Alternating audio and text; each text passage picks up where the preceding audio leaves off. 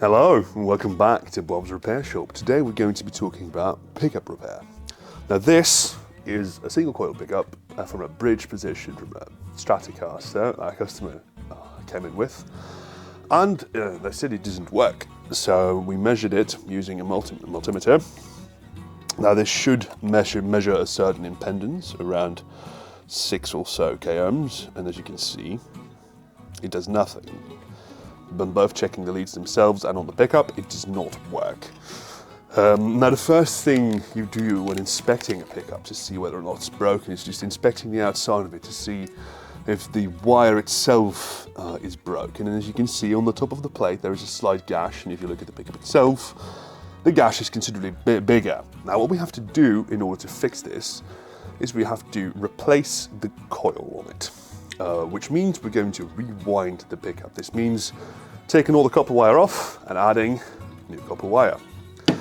So, and what we need for this is a pickup winding machine. Now this pickup winding machine I made myself. What a pickup winder essentially is a motor that spins, and you need some way to measure the revolutions that it makes, so you can control how many windings are on the pickup and essentially what that output will be. Now there are commercial options for this available. Unfortunately those options are relatively expensive, considering for what it is, it's just a motor and a counter.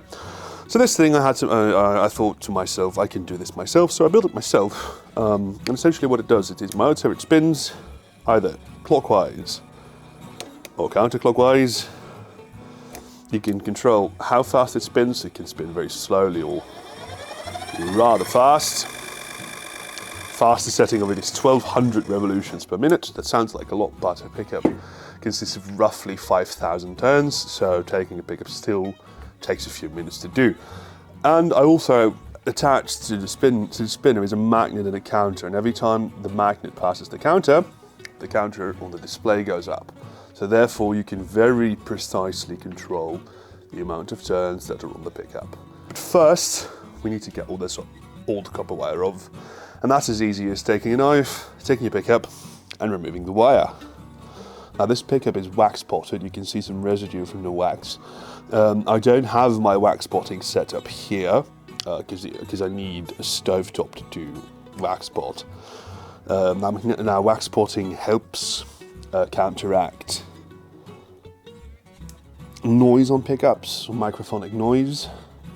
I will probably end up wax potting this pickup regardless, but I'm going to do that at home. But first we need to strip all of this wire out.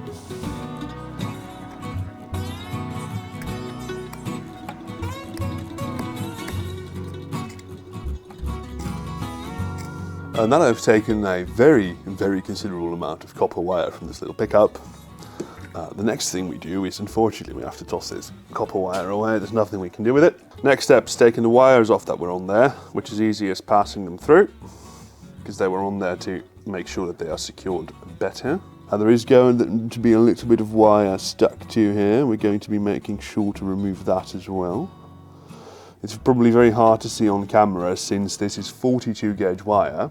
The thickness of this wire is half the thickness of a human hair.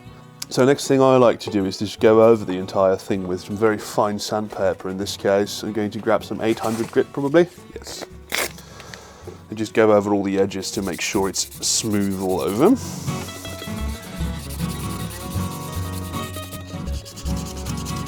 Right, this pickup is almost ready for winding again. What you need, I have a very large coil of wire. I'm going to put this on the floor so that it can coil over more easily. First things first, reflow the joint and make sure the wire passes through. Alright, now that that's done, I might be wondering how the pickup coil, the bobbin is called, itself attaches to the winder, and that's just using some very strong double-sided tape. So we're going to cut a small length of it that I've already measured, attach it to the pickup and attach it to the winder.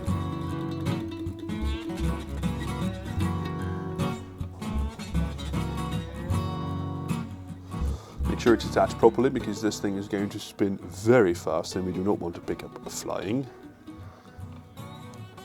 It's never happened to me before, but you know, there's always a first time and I kind of do not want that to happen. Alright, also because This thing spins very fast, and you need to keep the weight in balance, so therefore it's important to sort of generally get the bobbin in the middle of the winder. Okay, so the counter I'm going to reset to 0. I'm going to just hold on to it by hand, take the first few spins. It's already counting the spins, just to make sure it's attached securely. Okay, so the first, I'm going to say about 200 turns. We're going to do on a very slow speed to make sure it coils around the way it should. Now, to really quickly explain my pickup winding machine, these are the depth stops, so it allows to the pickup from start to finish of the coil itself. This is the speed control, which allows me to control the speed of the motor from 0 to 100% being 1200 RPM. This is the counter. It counts all the turns that are on the pickup. And as you can see, it counts every single revolution.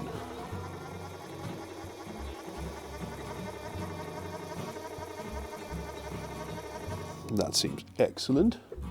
A little bit further actually. Now there are a lot of different factors that determine the sound of the pickup. The thickness of the wire is an important factor.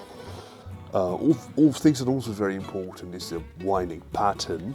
Now the winding pattern I'm doing here is called scatter winding, which gets the sort of boutique hand-wound pickup-esque sound, which is what I'm going for. Which means there is no specific rhyme, reason or logic in the pickup pattern. Let's see how that's doing. I very much like to check on it in on it from time to time, see how it's doing, but it seems alright, which probably means things are going to spin a lot faster, and it's probably time for a montage.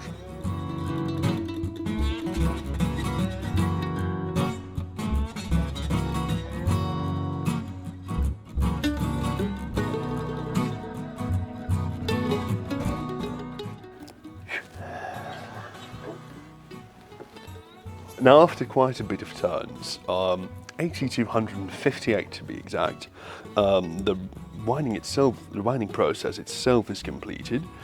Last thing we've got to do is snip the wire. I'm leaving quite a bit of excess for myself here. Turn it over. If you thought threading a needle was precise, try doing this.